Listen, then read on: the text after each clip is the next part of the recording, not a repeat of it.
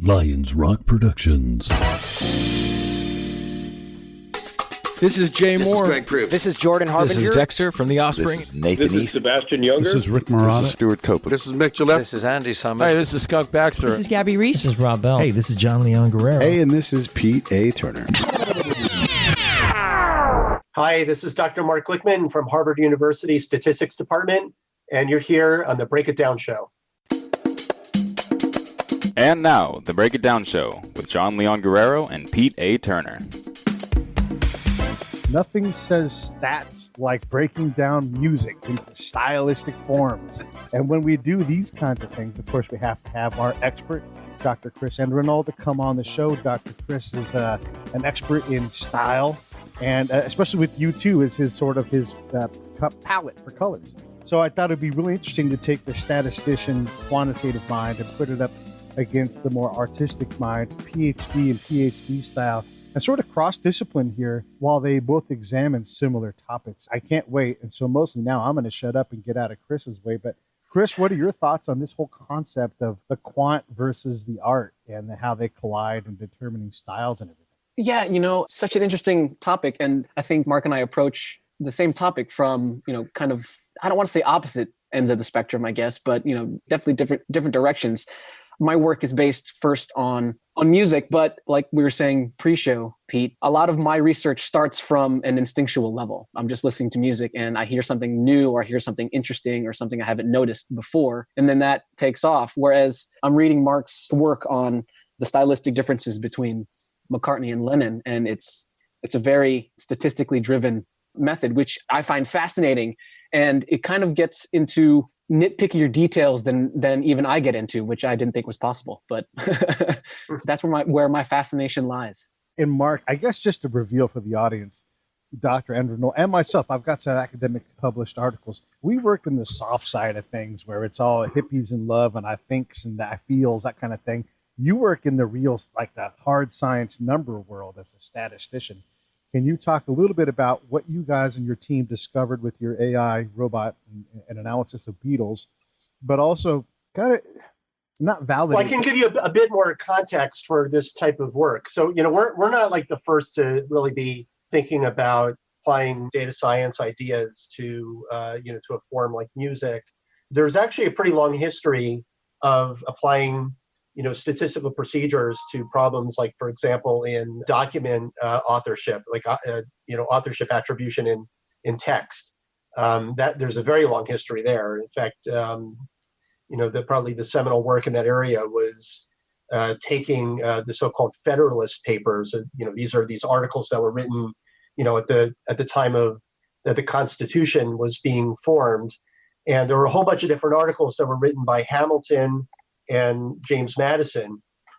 And there were, I think, 12 articles that were of disputed authorship because either Madison or Hamilton wrote the article under the authorship name Publius, and they never revealed who wrote it. And so there was actually some interesting statistical work back in the 1950s, on basically using statistical techniques to look at word frequencies in the corpus of James Madison's his writing, and the same thing for Alexander Hamilton, and being able to see the similarities between these disputed texts, see how they line up with Madison's work and how they line up with Hamilton's work, and using statistical ideas to be able to say, what's the likelihood that a paper, such as these papers that were written by Publius, would be more like Hamilton or more like Madison. And basically using these ideas, they were able to,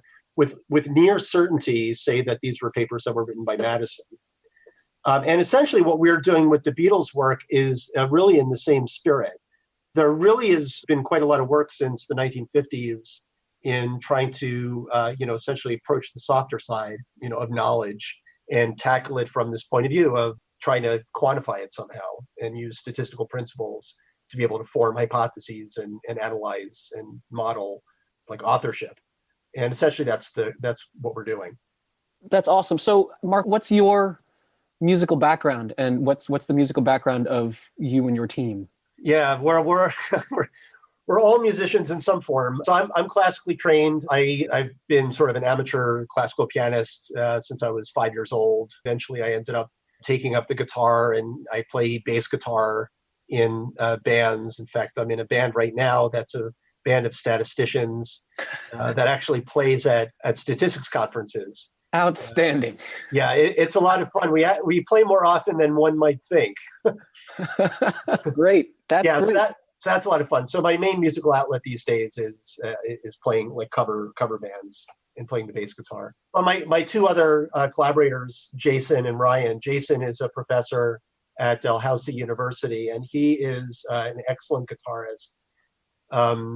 Music, I know, is a very big part of his life, and he's a Beatles expert.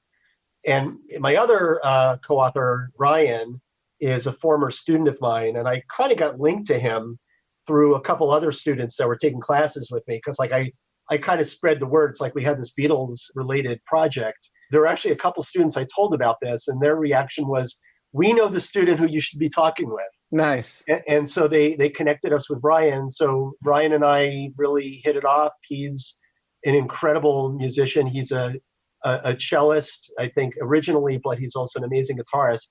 One of the times our statistics band, played at a conference in Long Beach, California, he joined us and he played the song "Come Together" on cello.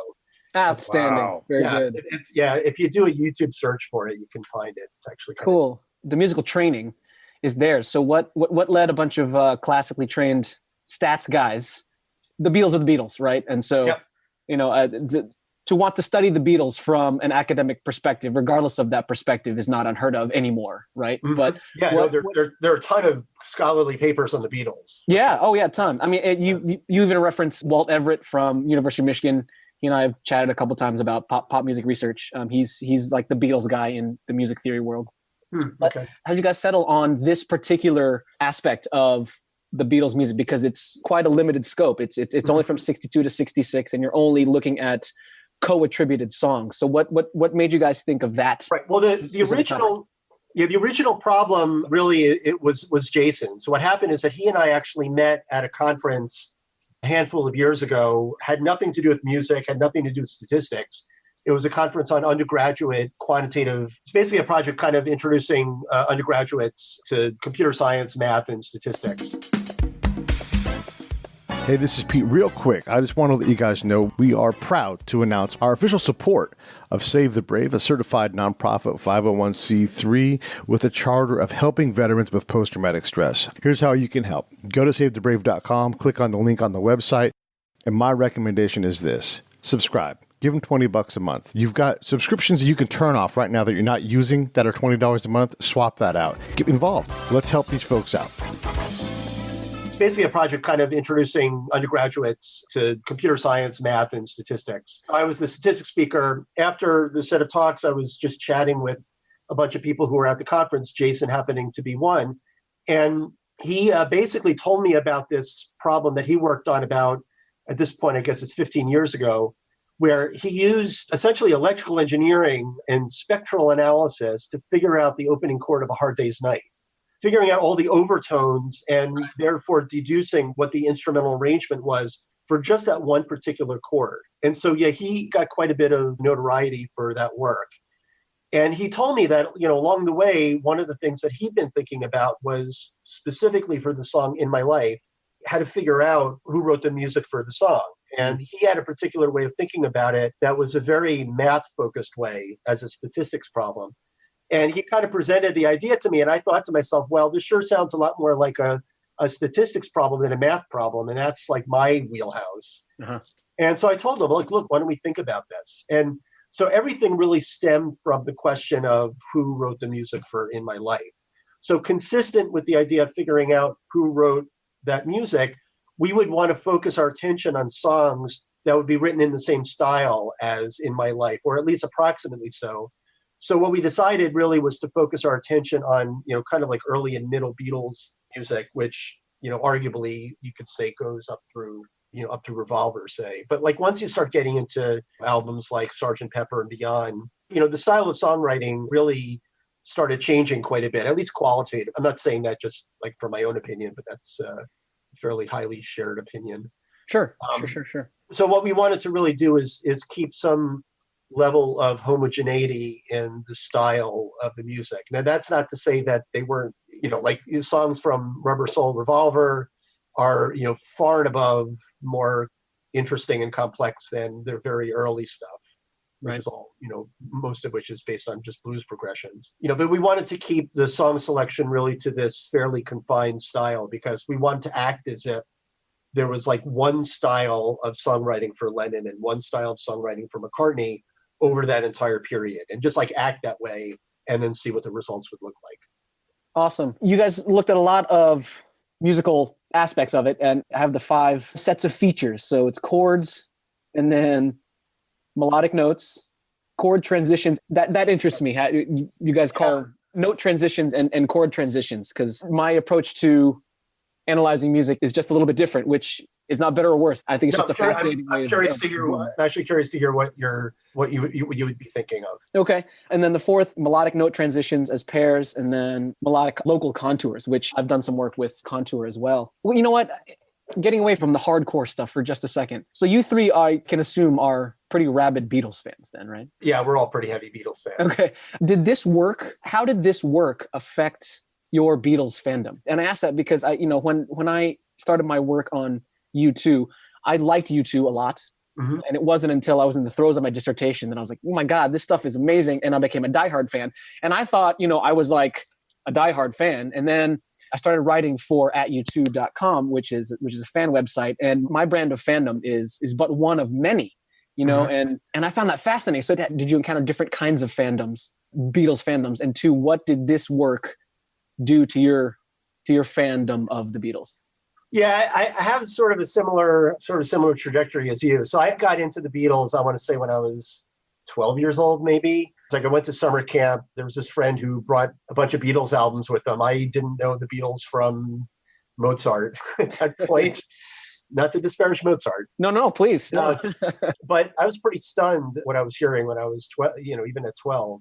And, I like at that point, I became a pretty nutty Beatles fan. I ended up, collecting all their albums. I pretty much memorized every single song, even at that age. And, like at some point I started, even though they were like my favorite band, I started this movement into other bands that kind of interest me. I guess probably a lot of these bands that I got into, I think at their core have some of the Beatles like somewhere in their ancestry. Oh, sure. Yeah, I mean, in terms of style. You'll be hard pressed to find anybody in 2019 without some kind of Beatles lineage in their sound. Yeah, it's probably true. But like, in terms of sort of tracing back, like, the bands that I've been interested in are ones that the trace back is much more direct, for example, to the Beatles than it is to like the Rolling Stones, for example. I gotcha. Right. But, basically once I got into this project, it kind of rekindled an interest in the Beatles again. And I think the level at which I've been more interested now, and I think part of it is just because my overall interests tend to align a little bit with getting interested in like historical perspectives of various things that go on. Okay. I started becoming a lot more interested in, the history of the Beatles, not just the musical history, but, sort of the social history. And so I've been following actually like Mark Lewison a lot now. Oh, sure. Yeah. And so that's kind of the direction that I've been kind of like really getting back interested in. So there's a lot more. I definitely have this experience of just being much more, passionate again about the Beatles and their music, and just kind of getting into some things that I just never really paid much attention to. But now I'm sort of expanding a little bit into the historical aspects of it, which I didn't quite appreciate as much. Right. And also finding out some things that are devastating. Like I didn't realize like how close Lennon and McCartney were to actually working together in 1974, for example. Oh. But also like just before John Lennon died, it sounded like that Lennon and McCartney actually were making plans to get together the January after Lennon died, like basically a month later. So, wow. So some of these details are just really stunning. I wanted to ask a question. Obviously, when you write an academic paper, you try to set parameters so you can talk about what happens within those parameters. Is there, and I know you guys didn't suss this out, but is there a need later on to go back and sort of sort out, like on the Lennon-McCartney dial, what's like LaCartney, where there is just, because with a 75% accuracy, there is some gray area, right? So like when do they really become one? Because that certainly happens where they combine and they elevate because they are working together. And then there are times when they're two dudes from Liverpool that make similar music. Yeah, that's an interesting question. I mean, if you just use the results of our model, like at its core, what our model does is you feed it a song and all the features that are part of the song. What our model basically spits out is a probability that the song was written by McCartney. So what you could do, one use of this device, is to basically pump in all of the songs in the Beatles corpus chronologically, and then see how those probabilities change over time. So if Pete, we follow your hypothesis, it's almost as if you would expect that there would be quite a bit of variation, maybe in the earlier years where they tend to write in different styles, although I'm not entirely sure that's true. But if they are writing in different styles and then at some point they start writing in very similar styles, then our model would tell you that the probability a song was written by McCartney would start getting closer and closer to 0.5. In other words, 0.5 being like a coin toss. Right. I think one of the things that we found, this is more of somebody else's analysis of our work. I think they actually discovered that most of the mistakes in our model, based on having our model predict songs that we ended up using to like put together our model. So let me back up. So we basically used 70 songs of known authorship, or I should say 70 songs or song fragments of known authorship between McCartney and Lennon to construct our statistical model. And one way to check to see if it's working is to only apply this construction approach on 69 songs at a time, and then see how well it predicts on the 70th one. Right. So that's something called cross-validation. And one way of checking to make sure the model is doing a good job is that if the model is picking up these features that are predictive of authorship, then you'd expect that analyzing 69 songs and applying it to the 70th one for a prediction should generally come up with accurate probabilities for that song of known authorship.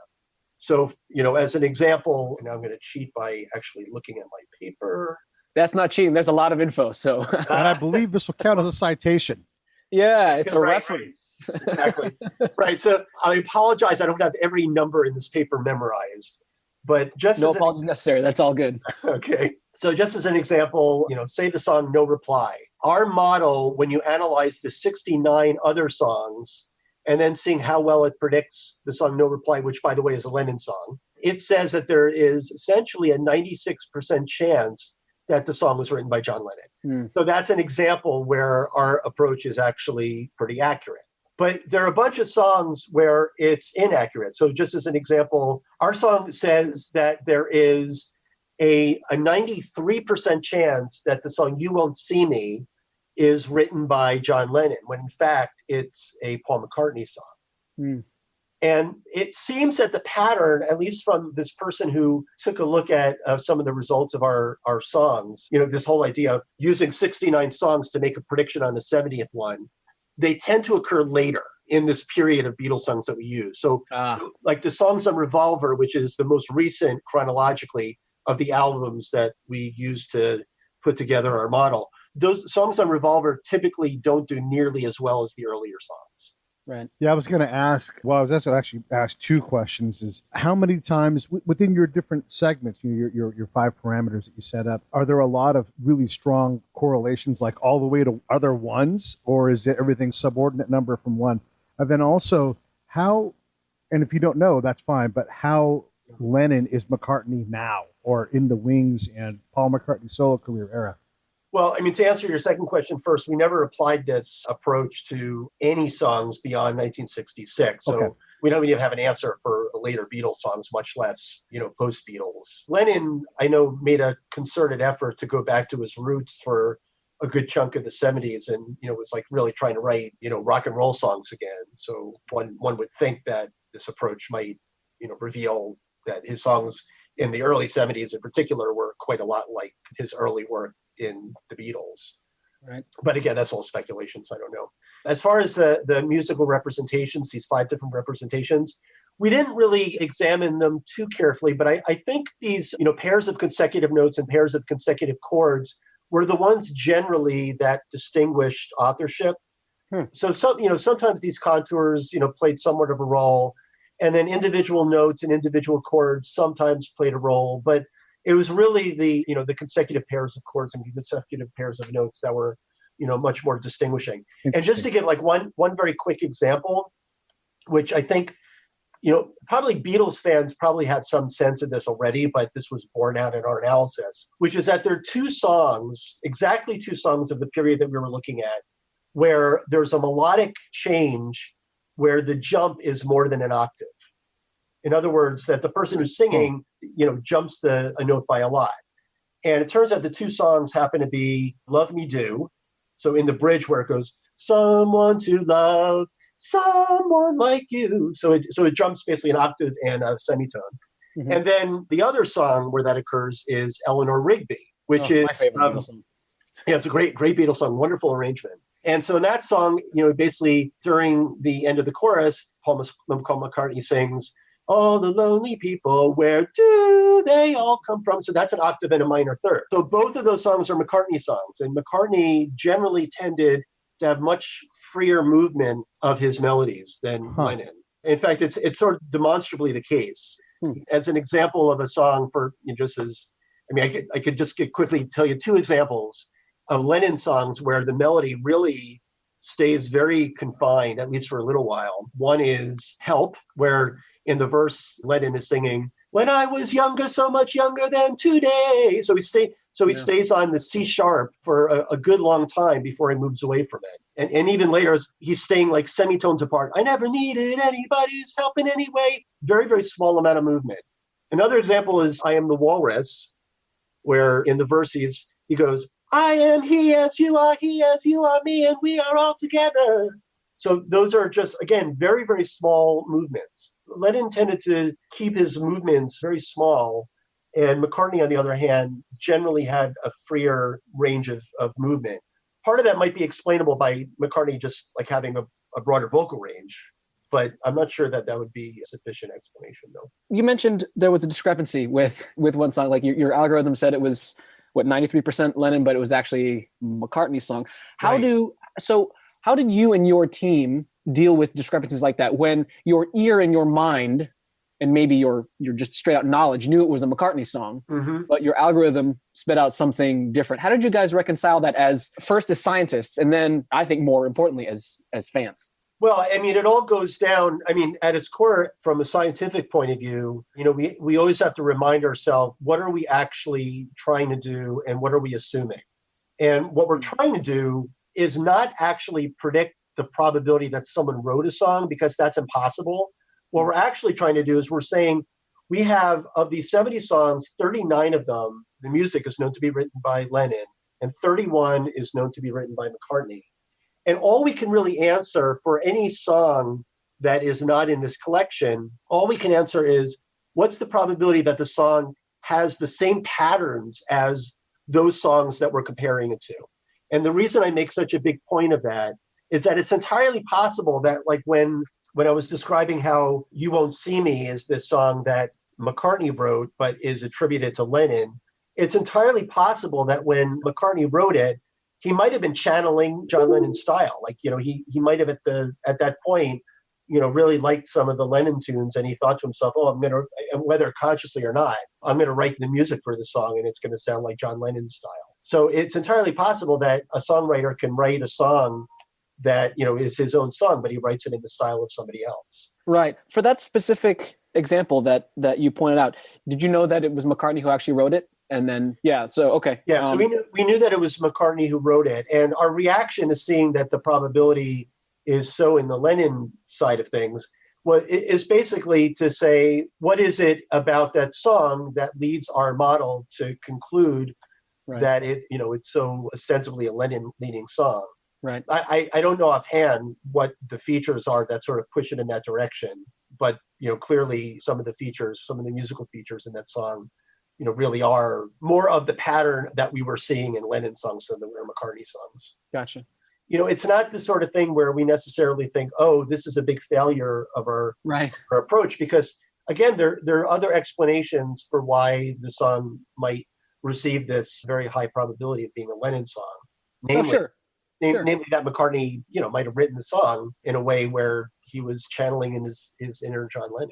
This is how artists learn their craft, right? Is they study other artists, right? So how did Mozart learn to write? Well, he knew what Haydn's music sounded like. That's why early and mid Mozart sounds so much like Haydn. And you actually mentioned a study about that. And I sometimes challenge my students with a little name that too, or name that composer with Haydn and Mozart, and they're like, we have no idea. It's interesting you say that, because one of the examples I use in my class is exactly that, but for statistics. Sure. Yeah. Let's change. Well, first off, let me just say this. We're talking with Dr. Mark Glickman from Harvard. You can find out more about his work at glicko.net, GLICKO.net. And of course, Dr. Chris Endrinal, easily found. Chris, what's your best website for getting a hold of you? fgcu.edu.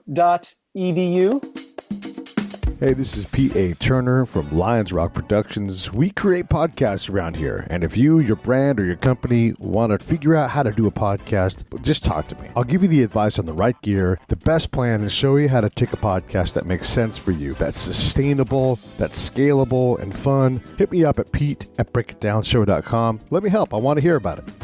Chris, what's your best website for getting a hold of you? fgcu.edu. Let's pivot around, and Mark, let's talk with Chris a little bit about things he does, and then how, like, what you're seeing from his analysis of U2, because similar deep dive, but a different approach. Let's just examine that for a little while. Yeah, well, I think my work is less statistically driven and driven first by my ears, but there was work that I did a little while ago. I wrote a chapter on U2 and religion, and did some contour work and found this motive that was present in several songs. And so I linked it to religion and spirituality, but it had more of a... In the lyrics, you mean?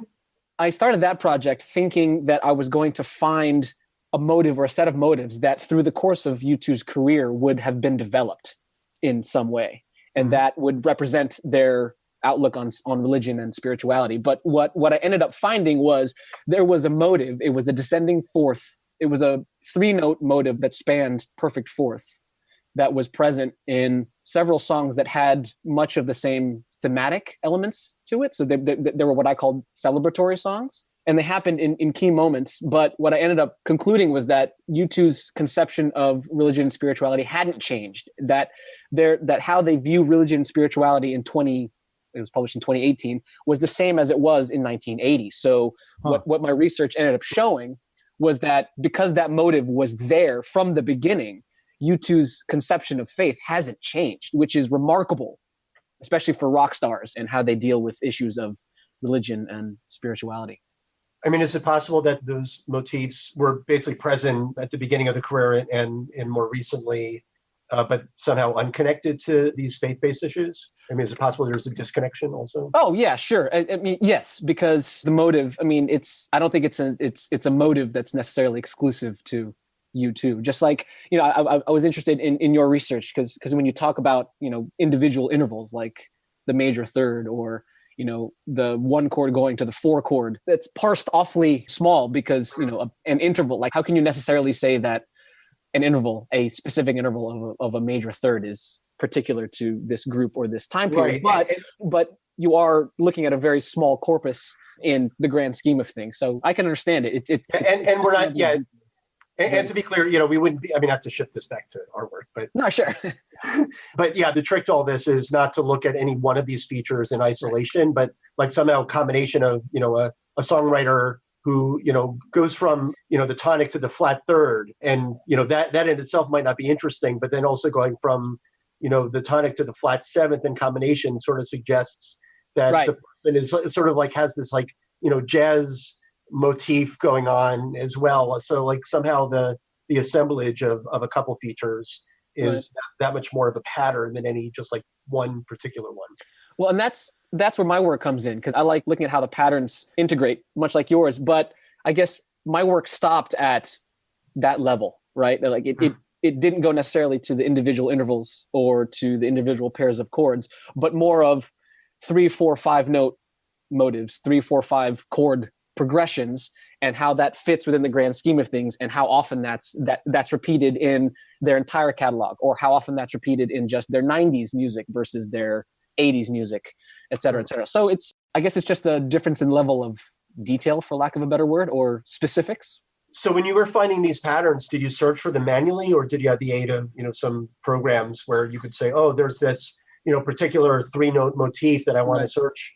No, everything that I do is initially done by ear, because there's no online source for U2 like there is emerging with the Beatles. Because I wonder, I suppose it's questionable how reliable it is, but there are tons of MIDI files, for example. Right. Well, right, and I take everything that I see online with a grain of salt, and I've got the chops and the training to verify that. So that's what I do. So I first start with my ear. If I can't figure it out, or if I'm having difficulty, or if I just don't know it, then I'll look for a source, and then I'll verify it on my piano here at home or with my tools here. So, but I start more generally, and try to find general patterns. And then if I have an inkling that there's a general pattern, then I say, okay, then what are the notes? What are the textures telling me? Right. And I don't mean to imply that, it's an inefficient way to go, because because as you're saying, it means a lot of that stuff's not out there. And again, to kind of connect it back to what we were doing, when we started this whole project with the Beatles, we were just assuming that it would be pretty straightforward to, just get some computer readable version of all the music where, we would just basically have the chords and the melodies and just be done. But as it turned out, no such luck. So poor Jason, my co-author, volunteered to go through all of the Beatles songs from 62 to 66, listen through them all, and hand code all the melodies. Wow. And all the chord changes. That's a lot. I've done that for a handful of U2 songs, and I'm trying to expand my work for a complete stylistic analysis of U2. So I will eventually get there with all of U2's music. So I know firsthand what a daunting task that is, especially with the Beatles. As you get to the back half of your corpus, they start to get a lot more experimental. So timbrally and texturally, it starts to get wackadoodle, and that's hard to do. Yeah. Yeah, no, absolutely. And even just the harmonic elements get completely ambiguous. Yeah. It's not like you point to certain chords and say, oh, that's a specific chord I recognize. But, it's so, multi-layered and multi-timbral. I want to dive into as a statistician, right, you've got this problem. And it's easy in the rearview mirror to say, hey, we're going to use stats to discern what looks like luck in baseball. I'm looking at Chris's, Cubs pen in his office, right? And so we know a lot more about what luck is in baseball through a couple of very simple, again, in the rearview mirror stats, like batting average on balls in play. There is a trend, and if you're above it or below it, there's going to be some regression to the mean. So when you're a statistician trying to figure this out, is there a aha shower moment? Did you wake up from a nap and go, oh, I got it? I think, because these moments of brilliance are hard won, and I would love to hear more about yours. Well, I don't know if that applies so well to this project. So truth be told, I wouldn't say there are any aha moments. It was more like, relief moments than anything else. Because, the method that we describe in our paper is not the first method we tried. It's probably not even the 50th method we tried. The structure of this data is not that complicated. It's basically you have 70 songs, and then you have a number of features that we distilled from every song. And, the process of connecting, authorship, which is this binary variable, John versus Paul, to this set of features is not a very difficult statistical problem at its very core. But the problem is, how do you squeeze all the musical information that is going to be relevant for making these accurate predictions of authorship? And so, the place that we started a year and a half ago is very different from where we ended up, because we just were finding that the kinds of musical features that we were working with and how we were combining them just was not that accurate. And on top of it, we had this extra statistical problem, which is these days most common in sort of big data problems, where we have more features to make sense out of than we have data, which is to say we have 70 songs, but we have more features than songs. And to make a very long statistical story short, it turns out that kind of setting is particularly difficult to work with, because it's almost like you can exactly come up with predictions for the 70 songs you're working with, because you have kind of like more room to maneuver these features because you have so many of them. to be able to make predictions on the 70th songs. So the problem from a statistical standpoint is how do you make these predictions in a way that's going to still have good accuracy when applied to songs outside the data set? Right. And that's a very tricky problem. And Well, that's what kind of kept us up at night. that cuts right to the heart of style analysis and you're like the really what is the difference between art and science, because sometimes it's a very fuzzy line, right? But when you're on either side of the line, you kind of know what it is, but it's hard to define the line itself between art and science. And so this whole issue of style I find so fascinating, because you're crossing into art and science regularly without really knowing necessarily what side of the line you're on. You're just like, okay, does this sound right? And what does the data tell us? Does that conform to my expectation? Does that conform to what I've been listening? Does it not? Why? And that's one of the things that I find so fascinating about this. It occurs to me as you say that there's, maybe another way to even understand, sort of in the spirit of what you were saying, the problem that we were encountering, which is this. Suppose that I gave you, I don't know, say five songs by U2 and then 5 songs by XTC. Basically, I ask you, come up with some rule that distinguishes between U2 versus XTC. It's pretty much guaranteed that if you look hard enough, you'll find something. Right. And it doesn't matter that it was just 5 XTC songs and 5 U2 songs. I could have given you 100 U2 songs, 100 XTC songs. And if you look hard enough, you'll find something that distinguishes between the two. That's an example of the kind of problem that we have, because you might be able to find something that distinguishes between U2 and XTC perfectly, but it's not clear that that is going to predict well on if you found like another song by one of the two. And that's the nature of the problem that we encounter with the kind of analysis that we do. Right, because there's so many variables. There's so many combinations of sounds and words that are Lennon-esque, and there are an equally different number of sound and word combinations that are McCartney-esque. Just like, yes, U2 is characterized by the echo on Edge's guitar, by Larry's wrong, quote unquote, drumming, by Adam's, simple yet effective driving bass, and by Bono's lyrics. But it's the combination, and there are essentially an infinite number of possibilities of combinations of sounds and words that will sound like U2, that you might hear 90% of that combination in some other band, but know that it's not U2. Yeah. And that's what makes this so difficult from a purely objective statistical point of view, and where science can't quite capture what the art does, but we have to find a way of explaining it, and that's where the science comes in. So this is a perfect intersection of art and science, and where both, I think, complement and help each other. Yeah, absolutely. Yeah, I love to think about these discoveries that we find. It's like you open a doorway and you find another hallway of doorways. And so you open up one of the first doors and you're like, oh, there's another hall of doorways. And so each of these realizations is just an incremental examination of this impossible world to figure out. And I love what you guys are doing. It's so fascinating. And I love that this conversation has primarily been you two guys explaining how you see and hear the world. I would love to hear from you, Dr. Glickman, about like one of the things you've realized specifically about the Beatles. So we do this thing called album fights, right? And you get into the album and you go track for track. So track 1 versus track 1 of 2 different albums, and you go down the line, right? And actually the next one that's going to come out is Abbey Road, which struggles with this format because of the medleys. And then they're going to go against New Order of Substance. And New Order would be a best of album. We don't typically put best of versus, but it was the only way to get Abbey Road in the ring against a strong enough contender.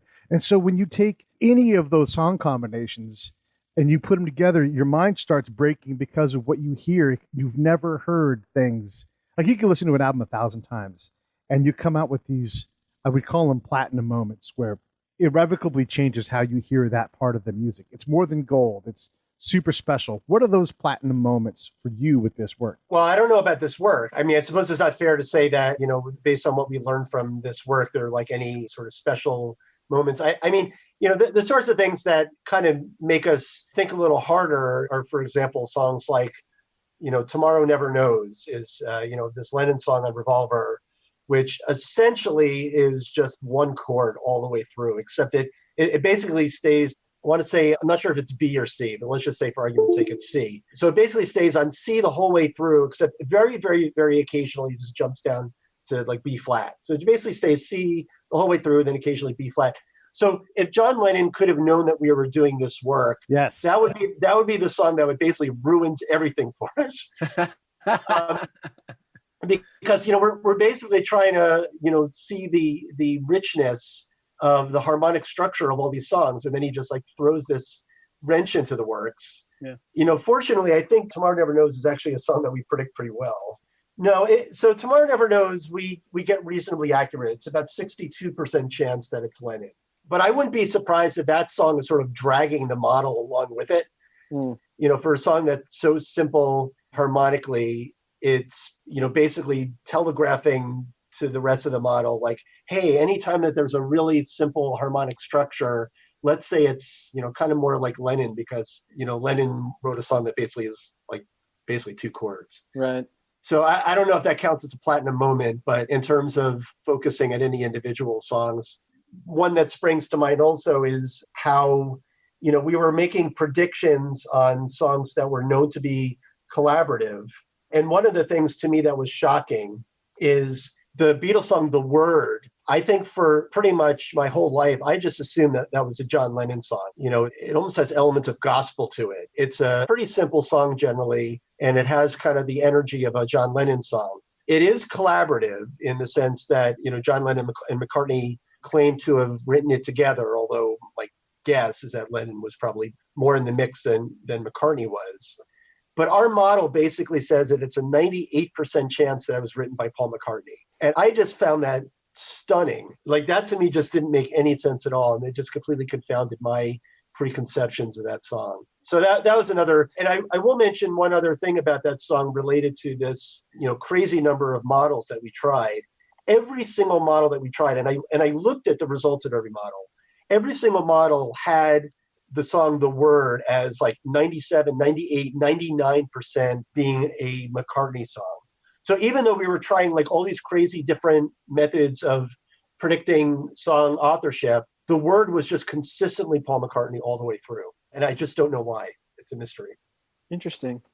So, with all this data on the Beatles and your pre-existing Beatles fandom, how has this work affected how you listen to the Beatles? Not necessarily your fandom, but how you listen to the Beatles. So, my U2 is playing in my house all the time. And now it's more so because now my kids love it. My kids want me to sing them U2 songs for their bedtime music and things. And so, they kind of argue over which song to play in the car first. I was in a rare position when I was writing my dissertation. I actually got more invested and more involved in U2's music. And I know a lot of my colleagues writing music dissertations, about halfway through, we get sick of the music that they're listening to because they had to listen to it so much and do so much technical work on it that it took the artistry out of it, right? How is your Beatles listening habits? How have those changed, if at all, based on this work? Yeah, I'm not sure it's changed an enormous amount because, again, we're approaching this, really from the standpoint of, not needing to listen to the songs over and over again. I mean, a lot of the discussions that we had amongst our co-authors was, focusing in on particular parts of songs and just like making sure, for example, that we didn't miscode some of the music, but, discussing like, why certain features were coming up and then focusing on the particular parts of songs where they occur. So that never really translated into, just getting sick of listening to the Beatles. In fact, one of the consequences of this whole project is that I've been giving a bunch of talks that are based on this work. In fact, before we got onto this chat, I just gave a practice talk to some of my colleagues around here because I'm going to be giving this public talk in Denver on July 28th. That's going to be for some statisticians, but also for the general public. And part of the talk actually involves my playing examples on the guitar. Oh, so, nice. Yeah, so I'll be, so I want to make sure that these songs are in playing condition. So I've been making sure that I can, be practiced up. So I suppose in that sense, I've been, making sure that the music is in good practice before Right. I roll it out to an audience. Gotcha. Do you find your Beatles brain easy to turn on and turn off when you're just listening to music in general? Like, my students ask me all the time, when we're talking about music analysis and hearing the different details, they always ask me, first of all, did U2 know that they were writing that? And I'm like, it doesn't matter. Who cares? Because it's in there. So regardless of if they knew or not, it's there. But do I always listen to music with my analyst hat on? And I say no, which is, that's a 3/4 truth, I guess, because it's kind of hard for me to turn it off. But I do try to turn it off, quote unquote, when I can. Do you walk around like listening in this mode more often now than you did before, or is it pretty much status quo? So I don't think that this work really necessarily changed the way I listen to the Beatles. I've always tended, and this may be just from my classical training, I tend to listen to even pop music with a pretty, not so much critical, but like I maybe analytical ear as like 1/4 of the way I'm hearing the music. Okay. So like, there'll be certain things in the music that I find, it's like, oh, that's a really neat moment in the music. And that, and so I'll start analyzing what is it about it? Like what dissonance occurred there that really created a wonderful tension. And so I might try to pick that apart. I mean, just as an example, going to XTC, which I'll reveal is probably my second favorite band of all time. They do some really neat things with their music too. There's one song in particular, and I'll keep this short because I know this is not an XTC discussion, but there's one song on their 1981 album where they play this riff, and the riff is being played over the key of the song, which is in G. So it's this kind of interesting riff that's over the key of G. As with a lot of XTC songs, they do a modulation to another key, often transposing up. Sure. Actually, I lied. The key of the song originally is an F. And so at the end of the song, it goes to G. And at the end of the song, they play the riff again, but the riff is the exact same notes without translating it. And it sounds great in the new key, even though they actually don't change the actual notes. Right. Nice. And so basically those are the sorts of things like, wow, that's a really neat idea. Like a child could do that. Like, it's like child just play the exact same notes on the guitar and you're done. But the intellectual process of sort of thinking through, if I play the same notes, but I'm playing it in a different key, how is that going to sound? And in this case, it just resolves so nicely. And nice. That's just an example. And if people actually who are listening to this want to know what song I'm talking about, it's called Towers of London. And so the song starts out in F and then it modulates to G, and it plays the exact same guitar riff at the beginning. Nice. And so my analyst hat has already been put on, and I'm like, ooh, I wonder what the lyrics are doing. I wonder what went on the bridge. I wonder what happened before and just after the modulation. Yeah. So I'm parsing it out already. That's cool. Hey, we only got a few more minutes left. I wanted to ask, what's next, Mark? I mean, this is such a neat tool. Is it an expansion? I'm going to shut up and let you answer. Yeah, well, the hope is to expand it. I mean, so, since we've gone down this road with the Beatles and all the headaches of manually encoding all this data, we discovered there are some software applications that can, open things up quite a bit. There's some software called Chordify, which we haven't tried it yet, but ostensibly you play, an audio recording of a song, and then it will convert it into essentially the melody and chord structure. Wow, that would save me days upon days of data collection. Yeah, well, you and me both. There's a bunch of software out like that now. Chordify seems to be the one that seems to be the most popular, but I can't say if it's the most reliable. But there is software out there like that now. So the hope is to be able to apply, to gather data similar to what we have for the Beatles, and being able to apply it to other groups and start to compare, not just individual songwriters within bands, but start comparing across bands, using some temporal information to be able to figure out whether one songwriter might have influenced another because they came before in time and their styles are similar. So we can start getting some information that might suggest information about influences of songwriters on another. So it seems like there's a bunch of different directions to go that involve expanding this approach. And again, one area that we've always been interested in is to acknowledge that styles of songwriting are changing over time.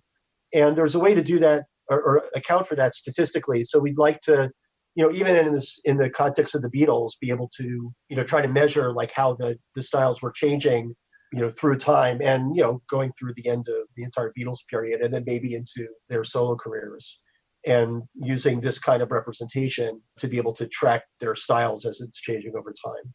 No, that's super, super cool. So it sounds like there's more work on the horizon. I know I really enjoyed this conversation and hearing the two masters go at like the whole approach to doing this. And who would ever think to do this? Like when you're talking to high school kids, you're like, what do you want to do when you grow up? I want to break down the two of the greatest bands that have ever lived, their music for a living. I mean, what a treat to be able to hear you guys talk like this. It's a good gig if you can get it. Yeah, I have to say, one of the nice things, I mean, not to completely use a sledgehammer on this, but one of the nice things about statistics for me is that I had three main hobbies, I guess, when I was growing up: music, chess, and magic. Oh, wow. And in all three instances, I've written scholarly papers on each. Awesome. So it's nice to be able to build all this stuff into the work that you do on a daily basis and get your paychecks. Well, like Chris said, it's good to study something that you don't hate like 10 weeks later, or 2 years later. It's fantastic. So, hey, listen, I would love to have you come on and do an album fight at one point if we've got time. Sounds like fun. Yeah, they are. They're a lot of fun. Chris did one with us. We just did U2 versus U2. Only one U2 can walk out of the ring a winner. So I'll get with you offline on that. I mean, Chris, thank you so much for doing this with us. I love these things, and I love being able to share all of these kind of academic and magical moments. So thank you both for coming on Break It Down Show today. It's very nice to meet you, Mark. Thank you so much. Yeah, nice to meet you, Chris. Yeah, thanks a lot.